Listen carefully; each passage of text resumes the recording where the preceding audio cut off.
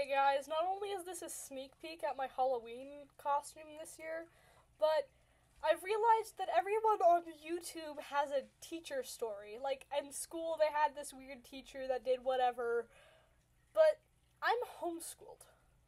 So, what are my teacher stories? How my life worked was Mom would give us a workbook or an app with the questions and equations and stuff for our school on it. We would work through it, then check with her at the end of the day to see how we did. So a lot of my schoolwork was self-taught. But I guess the best teacher story I have is there was one point in my childhood where my mom would have my siblings and I all work at a table together, all do our schoolwork right there. And you can imagine some of the shenanigans that broke out there. Like, my mind is going blank.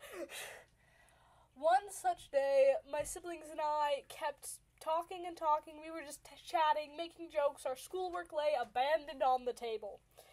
And so our mom, who was in the other room, would keep calling, "Kids, stop talking, do your schoolwork." So we would all go silent and start whispering to each other, and eventually it would build up to these really loud shenanigans again. At one point, she was just like, "Okay, next person to talk, I can't remember the punishment, but next person to talk is gonna get something bad."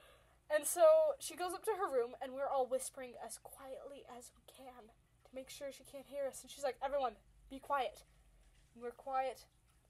We keep being quiet. Then Charlie and I make eye contact across the table. I see him open his mouth to begin to speak.